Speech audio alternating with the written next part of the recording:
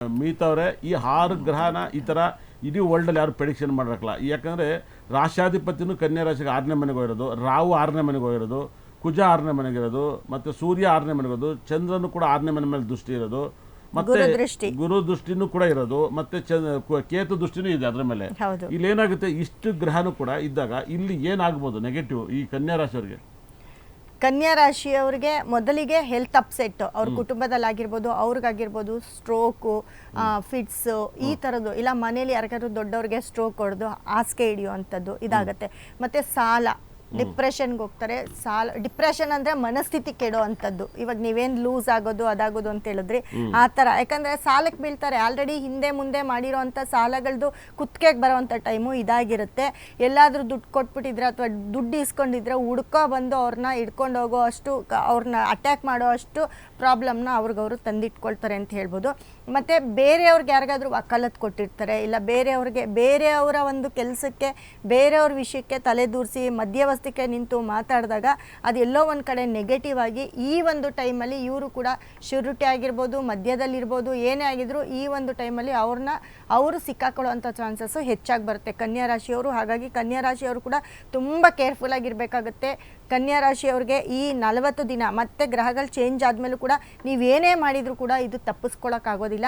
ಮತ್ತು ನಿಮ್ಮ ಮನೇಲಿ ಯಾರ್ದಾದ್ರೂ ಸಾವು ನೋವನ್ನು, ಅಪಘಾತಗಳನ್ನ ನೋಡಬೇಕು ಅಂತ ಹೇಳುತ್ತೆ ಕನ್ಯಾ ರಾಶಿಯವರಿಗೆ. ಮುಖ್ಯವಾಗಿ ಸಿಕ್ಕಾಪಟ್ಟೆ ಕನ್ಯಾ ರಾಶಿ ಬಗ್ಗೆ ಪಾಪಿ ಅಂತ ಹೇಳಿದ್ವಿ. ಖಂಡಿತಲ್ಲೂ ಕೂಡ ಹಿಂಗೆ ರಾಶಾಧಿಪತಿ 6ನೇ ಮನೆಗೆ ಹೋಗ್ಬಾರ್ದು ಅಂತ ಹೇಳಿದ್ವಿ. ಖಂಡಿತಲ್ಲೂ ಕೂಡ ನಿಜವಾಗ್ಲೂ ಕೂಡ ಹೇಳ್ತಾ ಇದ್ದೀನಿ ನೋಡಿ, ರಾಶಾಧಿಪತಿ 6ನೇ ಮನೆಗೆ ಹೋಗೋದ್ರಿಂದ ತುಂಬ ಜನದ ಮನೇಲಿ ಡೈವರ್ಸ್ ಆಗೋದು, ಮತ್ತು ಅಕ್ರಮ ಸಂಬಂಧಗಳು ಸಿಗಾಕಿನೋದು, ಮತ್ತು ಎಲ್ಲ ರೀತಿಯಲ್ಲೂ ಸುಳ್ಳು ಹೇಳೋದು, ಕೆಲ್ಸಕ್ಕೆ ಹೋಯ್ದೆ ಅಂತ ಹೇಳೋದು, ಬೇರೆ ಎಲ್ಲೋ ಹೋಗೋದು, ಈ ಥರದ್ದೆಲ್ಲವೂ ಮಾಡೋಕ್ಕೆ ಹೋಗ್ತಾರೆ. ಮತ್ತು ಇವರಿಗೆ ಸಿಕ್ಕಾಬಟ್ಟೆ ಕನ್ಯಾ ರಾಶಿಗೆ ಫೈನಾನ್ಸ್ ಪ್ರಾಬ್ಲಮು, ಕುಟುಂಬ ಪ್ರಾಬ್ಲಮ್ ಎಲ್ಲ ಇದ್ದರೆ ಖಂಡಿತಲ್ಲೂ ಕೂಡ ಬೇರೆಯವ್ರ ದುಡ್ಡನ್ನು ಸಾಲ ಕೇಳಕ್ಕೆ ಹೋಗೋದು, ಸಾಲಕ್ಕೋಸ್ಕರ ಹೋರಾಡೋದು, ಸಾಲ ಇಸ್ಕೊಂಡು ಮತ್ತು ಮೋಸ ಮಾಡೋದು, ಇದೆಲ್ಲವೂ ಕೂಡ ಕನ್ಯಾ ರಾಶಿಗೆ ನಡೀತವೆ. ಅದರಿಂದ ಕನ್ಯಾ ರಾಶಿಯವ್ರಿಗೆ ದುಡ್ಡು ಕೊಡೋದು ತಪ್ಪು, ಕನ್ಯಾ ರಾಶಿಯವ್ರನ್ನ ಈ ನಡುವೆ ಮಾತಾಡ್ಸೋದು ತಪ್ಪು ಅಂತ ಹೇಳ್ತಾರೆ. ಅದ್ರ ಜೊತೆಗೆ ಶನಿ ದೃಷ್ಟಿ, ಸಪ್ತಮ ದೃಷ್ಟಿ ಬೇರೆ ಬೀಳುತ್ತೆ ಕನ್ಯಾ ರಾಶಿಯ ಮೇಲೆ.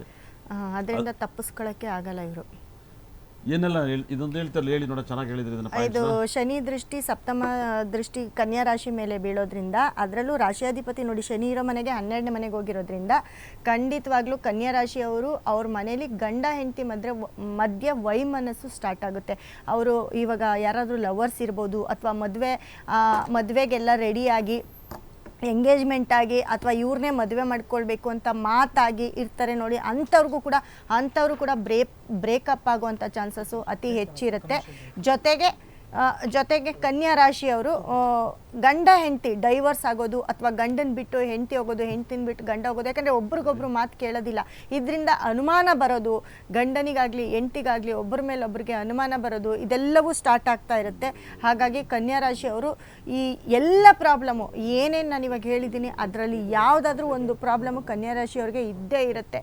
ಹಾಗಾಗಿ ಕನ್ಯಾ ರಾಶಿಯವರು ಇದಕ್ಕೆ ಪರಿಹಾರ ಮಾಡ್ಕೊಳ್ಬೇಕಾಗುತ್ತೆ. ಪರಿಹಾರ ಅಂತ ಅಂದರೆ ನೋಡಿ, ಏನು ನಿಮಗೆ ಗ್ರಹಗಳು ಕೆಟ್ಟಿದೆ, ಆ ಕೆಟ್ಟಿರೋ ಗ್ರಹಕ್ಕೆ ಸಂಬಂಧಪಟ್ಟಂತಹ ಸ್ಟೋನ್ ಆಗಿರ್ಬೋದು, ಅದಕ್ಕೆ ಸಂಬಂಧಪಟ್ಟಂತಹ ಬ್ರೇಸ್ಲೆಟ್ ಆಗಿರ್ಬೋದು, ಅದನ್ನು ಖಂಡಿತವಾಗ್ಲೂ ನೀವು ಹಾಕ್ಕೊಳ್ಳಿ. ಇಲ್ಲ ಅಂತ ಅಂದರೆ ನಿಮ್ಮ ಮನಸ್ಥಿತಿನೂ ಕೆಡುತ್ತೆ, ನಿಮ್ಮ ಮನಸ್ಸು ಕೆಡುತ್ತೆ, ನಿಮ್ಮ ಮನೆಯೂ ಕೆಡುತ್ತೆ ಅಂತ ಹೇಳ್ಬೋದು.